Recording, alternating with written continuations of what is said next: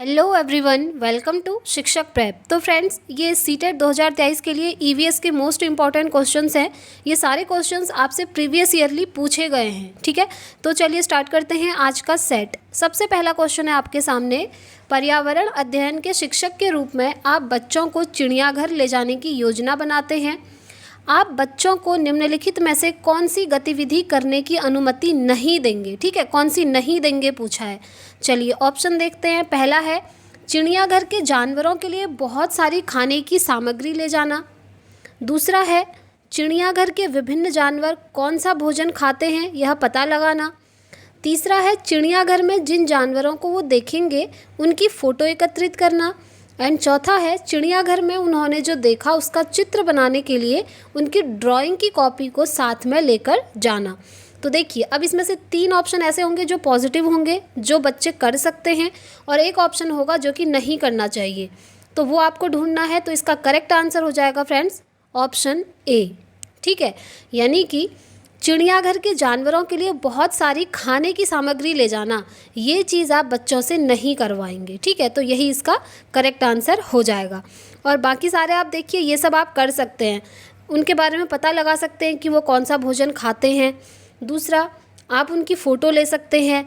तीसरा, उनकी ड्राइंग की नोटबुक में वो चित्र बनाएंगे जो वो वहाँ देख करके आए हैं। तो ये सारी चीज़ें पॉजिटिव हो गई। ठीक है, तो इसका करेक्ट आंसर हो गया ऑप्शन ए।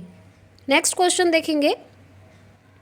देखिए फ्रेंड्स, ईवीएस में आपसे काफ़ी लेंथी क्वेश्चन पूछे जाते हैं, ये आप जानते ही होंगे। जो students previous year question paper लगा रहे हैं उन्हें पता ही होगा। इसीलिए मैंने ये सारे क्वेश्चंस लेंथी रखे हैं प्रीवियस ईयरली उठा करके। ठीक है, वैसे आप अदर यूट्यूब चैनल्स पर देखेंगे तो छोटे छोटे क्वेश्चन आपको काफ़ी सारे मिल जाएंगे, बट हम फर्स्ट यहाँ पर जाते हैं जहाँ पर ऐसे लेंथी क्वेश्चन मिलते हैं। ठीक, चलिए नेक्स्ट क्वेश्चन है, बीज अंकुरण की अवधारणा को इस तरह सबसे बेहतर तरीके से पढ़ाया जा सकता है।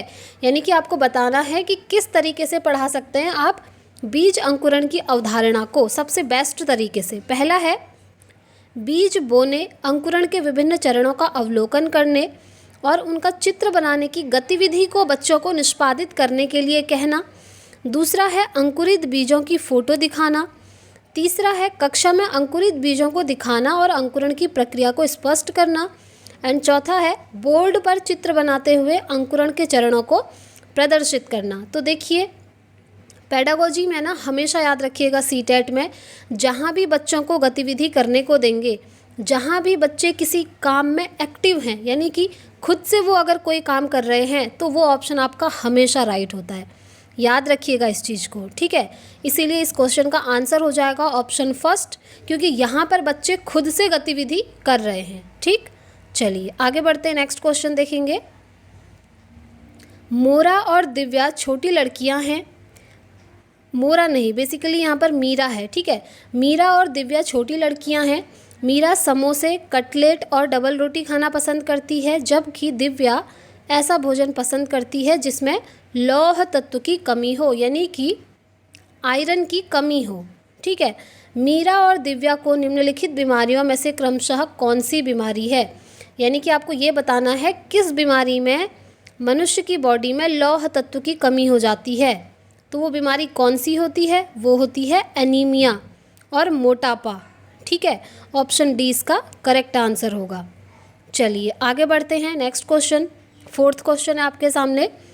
बच्चों को विभिन्न प्रकार के ईंधनों से परिचित कराने के लिए शिक्षक क्या कर सकते हैं? देखिए, ऑप्शन ए है कक्षा में कुछ ईंधनों के नमूने दिखा सकते हैं, या फिर एक लघु फिल्म दिखाने के साथ खाना पकाने के लिए इस्तेमाल होने वाले संभावित ईंधनों के प्रकारों पर बच्चों के साथ चर्चा कर सकते हैं, या फिर चार्ट में ईंधनों के चित्र प्रदर्शित कर सकते हैं, या फिर बच्चों से विभिन्न प्रकार के ईंधनों की सूची बनाने के लिए कह सकते हैं। तो देखिए, यहाँ पर आप देखिए ऑप्शन बी में क्या हो रहा है। यहाँ पर एक लघु फिल्म दिखाने के साथ साथ खाना पकाने के लिए इस्तेमाल होने वाले संभावित ईंधनों के प्रकारों पर बच्चों के साथ चर्चा करना, ये ऑप्शन बिल्कुल सही हो जाएगा। ठीक है, एक चीज़ मैं आपको और बताती हूँ फ्रेंड्स, पेडागोजी में आप क्या करिएगा, अगर आपको किसी क्वेश्चन का आंसर नहीं आ रहा है फॉर एग्जाम्पल, तो आप ऐसा ऑप्शन चूज़ कीजिएगा जो सबसे लॉन्ग होगा, यानी कि सबसे लंबा ऑप्शन आपको जो भी दिखेगा आप उस पर टिक कर दीजिएगा, क्योंकि 99% सीटेट में ये ट्रिक जो है यूज़फुल होती है। ठीक है, चलिए आगे बढ़ते हैं। देखिए सीटेट पास करने की ट्रिक वाली वीडियो आप मेरी देखेंगे ना, तो वहाँ से आपको काफ़ी चीज़ें पता चलेंगी, एक बार उसे ज़रूर देखिएगा। चलिए नेक्स्ट क्वेश्चन, मानचित्र पढ़ने के लिए आवश्यक कौशल में शामिल है, बताना है। पहला है अभिव्यक्तात्मक योग्यताओं को बाहर निकालने के लिए विलक्षण संप्रेषण कौशल, स्थान, दूरी और दिशा सापेक्ष स्थिति की समझने की योग्यता, ड्राइंग और पेंटिंग में विलक्षण कुशलता, या फिर ग्लोब पर स्थित दर्शाने के लिए स्केच और गणनाओं का उपयोग करने की योग्यता। इससे पहले वाला जो मैंने आपको सेट करवाया था वहाँ भी मैंने आपको बताया था फ्रेंड्स कि अगर मानचित्र से रिलेटेड आपका कोई क्वेश्चन आता है, मैप से रिलेटेड, तो ऑप्शन आप देख लीजिएगा, जहाँ भी स्थान, दूरी, दिशाएं, उनकी सापेक्ष स्थिति का पता लगाना, ये चीज़ें होंगी ना, वो ऑप्शन हमेशा राइट होगा, क्योंकि मानचित्र के माध्यम से आप यही चीज़ करते हैं, है ना। स्थान का पता लगाते हैं, कौन सा स्टेट कितनी दूरी पर है, कौन सी दिशा में स्थित है, ये सारी चीज़ें उससे पता चलती हैं। इसीलिए इस क्वेश्चन का आंसर हो जाएगा करेक्ट ऑप्शन नंबर 2। ठीक है, चलिए आगे बढ़ते हैं, नेक्स्ट क्वेश्चन देखेंगे। पर्यावरण अध्ययन की कक्षा में बच्चों के व्यक्तिगत अनुभवों को महत्व देना शिक्षक को लाभ पहुंचाता है। ऑप्शन ए, शिक्षक को बच्चों के अनुभव संसार से जोड़ने और विमर्श और सीखने को बढ़ावा देने में, बिल्कुल सही है। दूसरा, उसकी ऊर्जा बचाने में, क्योंकि बच्चे बातचीत करना पसंद करते हैं, नहीं, ऊर्जा बचाने में नहीं, ये ऑप्शन हो गया बाहर। तीसरा है बच्चों के विशिष्ट अनुभवों को जानने में, एंड चौथा है बच्चों की भाषा और संप्रेषण कुशलताओं को सुधारने और परिमार्जित करने में। तो देखिए, मैंने आपको हमेशा ये चीज़ भी बोली है कि जहाँ भी बच्चों के अनुभवों को संसार से जोड़ा जाता है और उसको बढ़ावा दिया जाता है, वो ऑप्शन हमेशा राइट होगा। क्यों?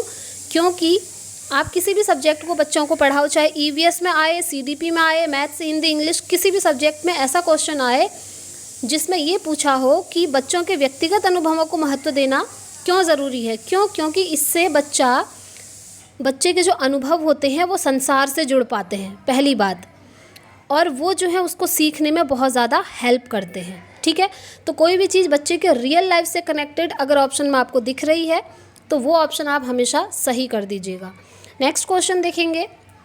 नेक्स्ट है, यह देखा गया कि पाचन क्रिया बाहर की अपेक्षा आमाशय के अंदर अधिक तेज़ी से होती है, क्योंकि पहले तो यहाँ से क्वेश्चन ये बन गया आपका कि जो आपकी डाइजेशन की प्रोसेस होती है वो बाहर की अपेक्षा जो हमारा आमाशय होता है उसके अंदर ज़्यादा फास्ट होती है। अब क्यों होती है, ऑप्शन आपको चूज़ करना है, तो मैं आपको इसका करेक्ट आंसर ऐसे ही बता देती हूँ। वो इसलिए होता है फ्रेंड्स क्योंकि आमाशय यानी कि हमारे स्टमक के अंदर भोजन का मंथन होता रहता है, ठीक है, जिससे उसकी सतह का जो क्षेत्रफल है ना वो बढ़ जाता है, यानी कि एरिया बढ़ जाता है, और जो एंजाइम की क्रियाएं होती हैं वो तेज होने लगती हैं।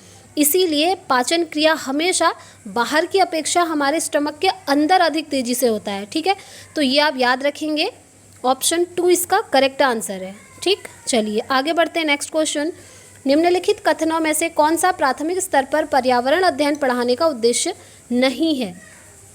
बच्चों पर आकलन के लिए शब्दावली और परिभाषाओं का बोझ डालना। देखिए, जहाँ भी ऑप्शन में मिल गया बच्चों के ऊपर बोझ डालना, बर्डन डालना, ज़बरदस्ती बच्चों से कोई काम करवाना, बच्चों को परिभाषाएं रटवाना, ये सारी चीज़ें जहाँ भी आती हैं वो हमेशा एक नेगेटिव टैग वर्ड होता है।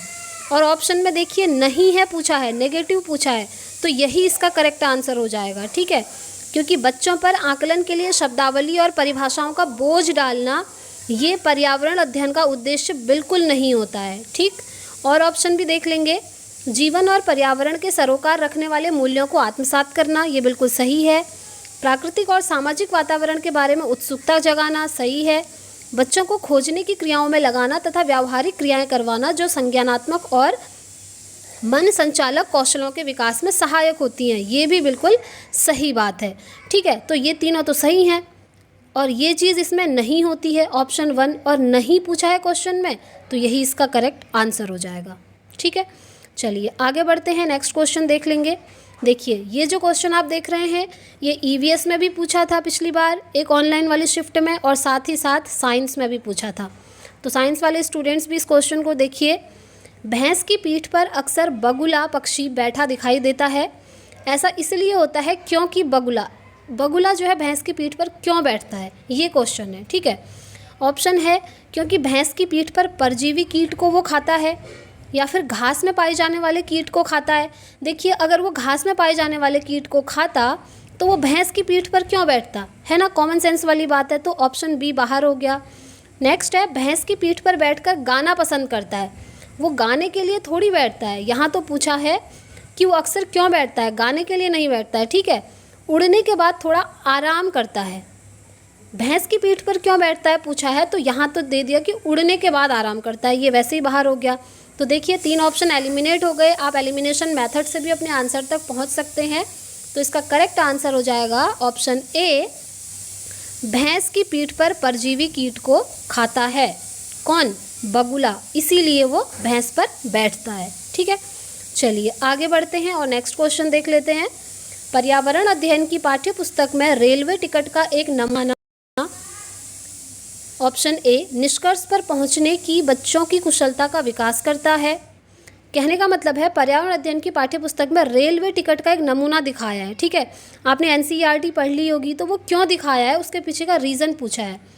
ऑप्शन ए है कि निष्कर्ष पर पहुंचने की बच्चों की कुशलता का विकास करता है, या फिर बच्चों को वास्तविक जानकारी के से अंतःक्रिया करने का अवसर देता है, साथ ही अवलोकन की कुशलता का विकास करता है। नेक्स्ट है, बच्चों को रेल के किराए के बारे में बताता है, या फिर टिकट में प्रयुक्त विभिन्न संक्षिप्ताक्षरों का ज्ञान उपलब्ध कराता है।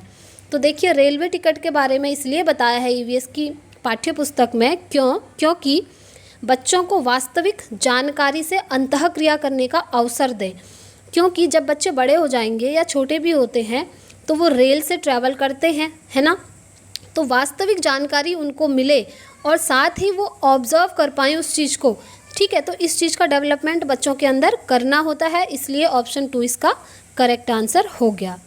नेक्स्ट क्वेश्चन देखेंगे, निम्नलिखित में से किस में प्राथमिक विद्यालय में पर्यावरण अध्ययन पढ़ाने का उद्देश्य निरूपित है। ऑप्शन ए है, अपने ज्ञान का विस्तार करने के लिए बच्चों को सूचना देना कि उन्हें कौन सी पुस्तकें पढ़नी चाहिए, या फिर विद्यालय में बच्चों के अनुभवों को बाहरी दुनिया से जोड़ना, या फिर बच्चों को तकनीकी शब्दावली और परिभाषाओं से परिचित कराना, या फिर पर्यावरण अध्ययन से संबंधित तकनीकी शब्दों का आकलन करना। तो देखिए इसका करेक्ट आंसर होगा ऑप्शन ए। प्राथमिक विद्यालय में पर्यावरण अध्ययन पढ़ाने का उद्देश्य है कि अपने ज्ञान का विस्तार करने के लिए बच्चों को सूचना देना कि उन्हें कौन सी पुस्तकें पढ़नी चाहिए। इस क्वेश्चन का आंसर ये नहीं होगा। एक बार फिर से देखते हैं, निम्नलिखित में से किस में प्राथमिक विद्यालय में पर्यावरण अध्ययन पढ़ाने का उद्देश्य निरूपित है। ऑप्शन 20 का करेक्ट आंसर होगा फ्रेंड्स, कि विद्यालय में बच्चों के अनुभवों को बाहरी दुनिया से जोड़ा जाए, ठीक है, ये इसका करेक्ट आंसर होगा। चलिए नेक्स्ट क्वेश्चन देख लेते हैं। दत्त कार्य के संबंध में निम्नलिखित में से कौन सा कथन सही है। दत्त कार्य मतलब क्या होता है, होमवर्क होता है, ठीक है। तो दत्त कार्य बच्चों को सूचना खोजने, अपने विचारों का निर्माण करने और उन्हें उच्चारित करने का अवसर प्रदान करता है, बिल्कुल सही बात है। दूसरा है, दत्त कार्य अभिभावकों, भाइयों बहनों द्वारा अपनी क्षमता के अनुसार किया जाता है, नहीं, ये तो स्टूडेंट के द्वारा किया जाएगा ना, बच्चे के द्वारा, भाई बहन नहीं आएंगे इसके अंदर, ठीक है। नेक्स्ट है, प्रतिदिन विविधता और अभ्यास कराने के लिए कक्षा कार्य और फिर गृह कार्य के रूप में दत्त कार्य देने की आवश्यकता है, नहीं, आप एक रूटीन से चल रहे हैं इसलिए थोड़ी ना होमवर्क देंगे। नेक्स्ट है, दत्त कार्य आकलन का एकमात्र तरीका है, ये तो बिल्कुल ही बाहर हो गया। आकलन क्या होता है, असेसमेंट, बच्चे का आकलन करना, उसका एकमात्र तरीका होमवर्क नहीं होता है, ठीक है, उसके बहुत सारे तरीके होते हैं, ऑब्जर्वेशन होता है, काफ़ी चीज़ें होती हैं, तो ये ऑप्शन बाहर हो गया। तो इसका करेक्ट आंसर है कि दत्त कार्य बच्चों को सूचना खोजने, अपने विचारों का निर्माण करने और उन्हें उच्चारित करने का अवसर प्रदान करता है। मैंने आपको हमेशा बताया है, जहाँ भी बच्चों को अपॉर्चुनिटी मिले खुद को एक्सप्रेस करने की, यानी कि अवसर मिले बच्चों को, तो वो ऑप्शन हमेशा राइट होता है, ठीक है। चलिए आगे बढ़ते हैं। नेक्स्ट क्वेश्चन देखिए, आप लोगों ने कितना स्कोर किया, अपने मार्क्स मुझे कमेंट बॉक्स में ज़रूर बताइएगा। पर्यावरण अध्ययन की कक्षा में सरल प्रयोग और निदर्शन किए जा सकते हैं। कैसे? बच्चों द्वारा पूछे गए प्रश्नों पर आधारित विचारों पर चर्चा करने, अवलोकनों को दर्ज करने तथा उनका विश्लेषण करने के लिए, या फिर कक्षा में अनुशासन को सुनिश्चित करने हेतु बच्चों को नियंत्रित करने के लिए। नहीं, बच्चों को नियंत्रित करना यानी कि कंट्रोल करना, ये नेगेटिव चीज़ होती है, ये ऑप्शन बाहर। बच्चों को स्वयं सीखने के योग्य बनाने और अवलोकन कौशलों को पैदा करने के लिए एकदम सही, एकदम बेस्ट ऑप्शन हमको यहाँ पर मिल चुका है। ऑप्शन 3 आप देख रहे हैं, यहाँ पर क्या हो रहा है कि बच्चों को स्वयं सीखने के योग्य बनाया जा रहा है और अवलोकन कौशल उनके अंदर पैदा करे जा रहे हैं। तो ये ऑप्शन हमेशा राइट होता है, जहाँ पर बच्चा खुद से सीखने की कोशिश करता है, खुद से एक्टिविटी करता है, खुद से कोई गतिविधि करता है। ठीक है, तो ऑप्शन 3 इसका करेक्ट आंसर हो गया। तो फ्रेंड्स, ये थे आज के क्वेश्चंस, काफ़ी इंपॉर्टेंट थे, प्रीवियस ईयरली ऑनलाइन वाली शिफ्ट में आपसे पूछे गए हैं। ऐसे ये सीरीज़ चलती रहेगी, आप सारी प्लेलिस्ट देख लीजिएगा। प्लेलिस्ट इस चैनल पर आपको मिल जाएगी, सारी क्लासेस अटेंड कर सकते हैं। साथ ही थियोरी के नोट्स के लिए आप मेरे टेलीग्राम चैनल को सब्सक्राइब कर सकते हैं। इस वीडियो में इतना ही रखते हैं फ्रेंड्स, मिलेंगे अब नेक्स्ट वीडियो में।